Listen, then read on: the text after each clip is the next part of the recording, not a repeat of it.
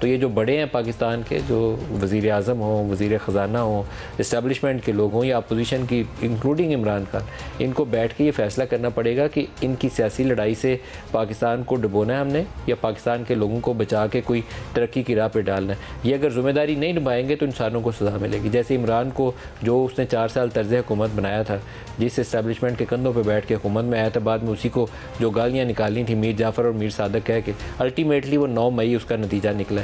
तो जो अभी जो कुछ लोग कर रहे हैं इसको इनकी भी सज़ा मिलेगी। तो थोड़ा सा होश के नाखुन लें, पाकिस्तान और पाकिस्तान के अवाम की फ़िक्र करें, वो थोड़ा सा दर्द दिल में जगाएं कि वो जो भूखे लोग सारा दिन सड़कों पे मारे मारे फिर रहे हैं उसके लिए क्या करना है, फिर कोई रास्ता निकलेगा। सियासी एतबार से इस वक्त पाकिस्तान में क्योटिक सिचुएशन है, भौचाल की कैफियत नहीं होती, भौचाल की कैफियत है। 9 मई को कोई डिफेंड करने पे तहरीक इंसाफ की टॉप मोस्ट लीडरशिप भी तैयार नहीं है और पार्टी छोड़ने का सिलसिला वो ना रुकने पे है ना रुकेगा। सब लोग छोड़ जाएंगे, चंद एक के अलावा, जिनको शायद दूसरी जगह पे जाए पनाह नहीं मिलेगी, सिर्फ वो रह जाएंगे इमरान खान के साथ, बाकी सारे छोड़ जाएंगे। और एक नई डेवलपमेंट ये है कि जहांगीर खान तरीन वो आज अलीम खान के घर गए, जो इनके बहुत से मुनहरिफ अरकान थे जो इमरान खान को 9 अप्रैल के बाद पिछले साल 2022 में छोड़ गए थे, वो भी उसके साथ हैं। और जो 9 मई के बाद 12-13 माह के बाद जो बाकी का ग्रुप उसको कह के एलाने ला तलकी करके छोड़ के जा रहे हैं, वो भी कई उसमें से बड़े की फिगर उस आज वाले खाने के अंदर मौजूद थे। तो अगर ये डेवलपमेंट हो जाती है, और कभी इम्कान ये है कि जो ख़बरें हमारे साथ हैं कि वो उनके पॉलिटिकल जो सियासी राब्ते हैं उसमें तेज़ी आई है और एक नई सियासी जमात जिसके कई नाम ज़ेर गौर हैं, जिसमें पाकिस्तान इंसाफ पार्टी भी एक नाम है, हो सकता है ये हो, या नज़रियाती का नाम साथ लगा ले अखीर के अंदर और उसके साथ से पार्टी रजिस्टर करा लें, आइंदा चंद रोज़ के अंदर वो इसके ऊपर फ़ैसला लेकर आगे बढ़ सकते हैं। इसमें तहरीक इंसाफ का जो पुराना मुनहरिफ अरकान का ग्रुप था वो भी शामिल होगा और वो लोग भी शामिल होंगे जिन्होंने 9 मई के वाक़यात के बाद इमरान खान से अलहदगी या ला तलकी का ऐलान किया है। ये आइंदा चंद रोज़ जो हैं, 3-4 रोज़ या 5 रोज़, उसके अंदर ये हतमी फ़ैसला हो सकता है। नाज़रीन, 9 मई के बाद मेरे कप्तान की तहरीक इंसाफ हर तरफ से मुश्किलात का शिकार हो चुकी है। हजारों कारकुन छुप गए हैं या मुकदमात का सामना कर रहे हैं और बहुत से पार्टी रहनुमा रोजाना की बुनियाद पर पार्टी छोड़ने के ऐलानात कर रहे हैं। कारकुनों के मसाइल और रहनुमाओं की बेवफाई के साथ साथ मेरे कप्तान की पार्टी की माली मुश्किलात का में भी इजाफा हो गया है। गुज़िश्ता 17 दिनों में पार्टी अकाउंट से एक भी चेक क्लियर नहीं हो सका, जिसकी वजह से तहरीक इंसाफ के 9 रीजनल और ज़िले दफातर के मुलाजमीन तनख्वाह से महरूम हैं। इन मसाइल की वजह से पार्टी दफातर चलाने में बहुत सी मुश्किलात का सामना है। एक तरफ ये मसले दरपेश हैं तो दूसरी तरफ से मेरे कप्तान के गिर्द शिकंजा सख्त किए जाने की खबरें भी सामने आना शुरू हो गई हैं। हुकूमत ने मेरे कप्तान को ज़मान पाक में नज़रबंद करने, उनकी मुलाकातों और इंटरनेट पर तकरीरें करने पर पाबंदी लगाने पर गौर शुरू कर दिया है। एक अंग्रेजी जरीदे में शाया होने वाली खबर तो खासी खौफनाक है, जिसके मुताबिक मेरे कप्तान का कोर्ट मार्शल करने का फैसला भी हो सकता है। ये कोर्ट मार्शल जिन जराइम में किया जा सकता है उनमें सजाए मौत भी मौजूद है। खबर के मुताबिक इस केस में तहरीक इंसाफ छोड़ने वाले फयाजुल हसन चौहान और फिरदौस आशिक अवान समेत कई दूसरे रहनुमा भी मेरे कप्तान के खिलाफ वादा माफ गवाह बनने के लिए तैयार हैं। नाज़रीन, मेरे कप्तान अपने सियासी करियर के मुश्किल तरीन दौर से गुजर रहे हैं और पार्टी टूट फूट का शिकार है। किसी के वहमो गुमान में भी नहीं था कि हालात इतनी जल्दी पलटा खा जाएंगे। एक वक्त वो था जब कहा जाता था कि मेरे कप्तान तो एक बॉल पर कई विकेटें उड़ाया करते हैं। आज वो वक्त है कि मेरे कप्तान के कुछ खिलाड़ी उनका पेविलियन छोड़कर दूसरी तरफ जा बैठे हैं। बाकी जो हैं वो मैदान में खेलने को तैयार ही नहीं। 2011 के बाद जिस तेजी से मेरे कप्तान ने उरूज देखा था, अब 9 मई के बाद उससे ज्यादा तेजी से जवाल देख रहे हैं। ऐसी सूरत हाल में उन्हें इंतहाई संजीदगी और ठंडे दिमाग से हालात का जायजा लेने की जरूरत है ताकि मामलात को बेहतर किया जा सके। लेकिन हैरत अंगेज तौर पर मेरे कप्तान ट्वीट कर रहे हैं कि वो शुमाली इलाका जात में ट्रैकिंग करना चाह रहे हैं। नाज़रीन, शायद मेरे कप्तान को अंदाजा ही नहीं कि उनकी जमात किन हालात से गुजर रही है। एक ऐसे मौके पर जहां उन्हें अपने गिरफ्तार कारकुनों की फिक्र होनी चाहिए थी, तनख्वाह से महरूम मुलाजमों की उजरत अदा करने की कोशिश करनी चाहिए थी, कप्तान को अपने बच्चों के साथ हाइकिंग और ट्रैकिंग की याद आ रही है। इस सूरत हाल पर मेरे चंद सवाल हैं। सवाल नंबर 1, तहरीक इंसाफ के कारकुन खौफ का शिकार हैं। रहनुमा एक एक करके पार्टी छोड़ रहे हैं और मेरे कप्तान पहाड़ों में ट्रैकिंग करना चाह रहे हैं। क्या एक बड़ी सियासी जमात के सरबराह के इस रवैये को संजीदा कहा जा सकता है? सवाल नंबर 2, तहरीक-ए-इंसाफ के हालात को मद्देनजर रखते हुए क्या इस वक्त की जरूरत ये नहीं कि संजीदा मुज़ाकरात से माहौल की तलखी को कम किया जाए? क्या मेरे कप्तान को वक्त की जरूरत का एहसास भी है? सवाल नंबर 3, अब तक 3 दर्जन के लगभग रहनुमा तहरीक-ए-इंसाफ छोड़ चुके हैं। इन लोगों की अलहदगी से तहरीक-ए-इंसाफ की मकबूलियत को कितना फर्क पड़ेगा?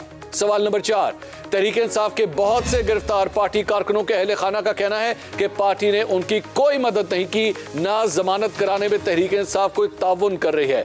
क्या किसी पार्टी क़यादत को यह ज़ेब देता है कि वो मुश्किल वक्त में अपने कारकुनों को बेयारो मददगार छोड़ दे?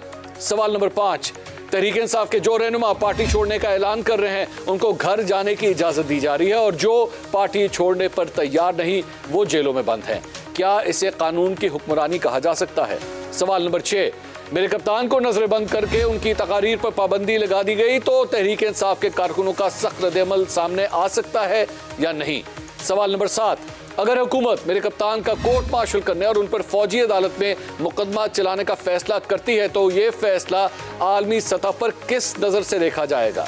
सवाल नंबर 8, हुकूमत इस वक्त तहरीक-ए-इंसाफ को कॉर्नर करने पर तुली हुई है। क्या यह बेहतर ना होगा कि एक सियासी जमात को कॉर्नर करने के बजाय उसे कौमी सियासी धारे में वापस लाने का मौका दिया जाए? सवाल नंबर 9, फिरदौस आशिकवान और फयाजुल हसन चौहान समेत दीगर रहनुमा मेरे कप्तान के खिलाफ वादा माफ गवाह बन सकते हैं या नहीं? सवाल नंबर 10, फिरदौस आशिकवान समेत दीगर रहनुमा तहरीक-ए-इंसाफ की गलतियों का जिम्मेदार सिर्फ मेरे कप्तान को समझते हैं या पार्टी के दीगर रहनुमाओं ने मेरे कप्तान से गलतियां करवाई हैं? ओन साहब बहुत शुक्रिया, आप हमारे साथ शामिल हो रहे हैं, वज़ीर आज़म के मशीर भी हैं। ओन साहब क्या बना रहे हैं? आज एक बड़ी डेवलपमेंट है कि जहांगीर तरीन अलीम खान के घर गए हैं, तो कौन कौन इकट्ठा हो रहा है? जी शुक्रिया जी, बिस्मिल्लाहिर्रहमानिर्रहीम। नदीम भाई, पहले बात तो ये है कि जहांगीर साहब और अलीम खान साहब का एक अच्छा पुराना ताल्लुक है और उन्होंने एक लंच पे बुलाया था आज, और जिससे हमारी काफ़ी डिस्कशन हुई और एक लंबी नशिस्त हुई। वैसे आपको मालूम है कि 9 मई के बाद काफ़ी ऐसे पीटीआई के लोग हैं और ये एक बड़ा शर्मनाक वाक़या है और उस पर हर उस मुर्द वतन को जो है वो तकलीफ़ है कि जो वाक़या पेश आया। पीटीआई के लोग जो थोड़ा सा भी शऊर रखते हैं और जिनको थोड़ी सी भी अक्ल और उनकी बसीरत ये कहती है, सियासी बसीरत, कि वो इस वाक़े को कभी भी डिफेंड नहीं कर सकेंगे जो उस दिन हुआ हमारे। और सब नई सियासी जमात रजिस्टर कराने का फैसला आज के इजलास में हुआ, कब तक रजिस्टर करवाएंगे? देखें जी, काफ़ी लोगों की सियासी जो है हमारी लीडरशिप की मुशावरत के साथ, इसमें पीटीआई के कुछ मेन लोग भी हैं और वो हमसे राब्ते में है, ताकि हम चाहते हैं कि सब लोगों को वो उनसे राब्ते हो रहे हैं, उनसे बातचीत हो रही है। जैसे आज भी डिस्कस हुआ कि पीके के भी कुछ लोग हैं और मेन लीडरशिप से आते हैं वो, और उनके साथ मुलाकातें और विद इन 2-3 डेज इंशाल्लाह ये डिसाइड करके तो इसको हम एक फाइनल हतमी शक्ल देंगे और अनाउंसमेंट करेंगे। क्या अनाउंसमेंट करेंगे हतमी तौर पर?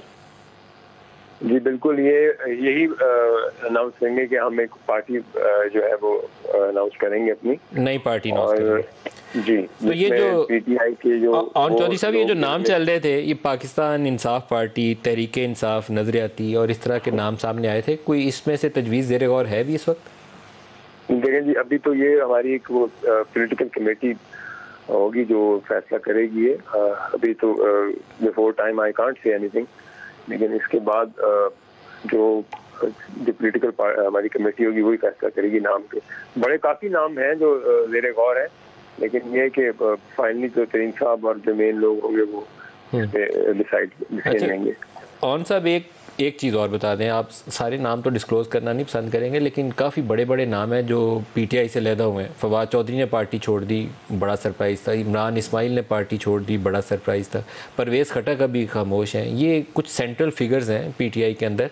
अगर ये फैसला करें कि उन्होंने इधर रहना है या किसी और तरफ जाना है तो काफ़ी उससे फ़र्क पड़ता है। तो क्या परवेज़ खटक, इमरान इस्माइल, फवाद चौधरी, ये लोग आपकी तरफ, या आमिर कियानी थे और बड़े नाम हैं, ये आपकी तरफ आने का इम्कान है? क्यों नहीं जी, क्यों, इसमें कौन सी कोई बड़ी बात है। ये हमारे बड़े मोहतरम और भाई हैं हमारे, और हमने बड़ा इनके साथ काम किया हुआ है। हमारा एक बड़ा ताल्लुक है, बड़ा इज्जत और एहतराम का ताल्लुक है, हमारे सीनियर हैं और बड़ा अच्छा है, इन्होंने बड़ी मेहनत की पार्टी में और राब्ते हैं इनसे, इनका बड़ा रोल है पार्टी में। और बिल्कुल हमारा तो एक पर्सनल ताल्लुक भी है मेरा फवाद भाई से, आमिर साहब से, और खटक साहब मेरे लिए काबिल इज्जत है और ये हमारा सियासत घाट से भी एक ताल्लुक है और राब्ता पहले भी रहा है, अभी भी राब्ता है और ये राब्ता कोई पॉलिटिकल राब्ता नहीं है, हमारा पर्सनल उनसे एक रिलेशनशिप है, तो ये कोई बड़ी बात नहीं, इंशाल्लाह राब्ता है। और अगर और भी कुछ ऐसे हमारे दोस्त हैं जो वहाँ से राब्ते में हैं और जो बिल्कुल आना चाहेंगे और उनके साथ हम अपनी अंडरस्टैंडिंग डेवलप करेंगे और वो हमारे साथ शामिल होंगे इस इवेंट पे, इस अनाउंसमेंट पे।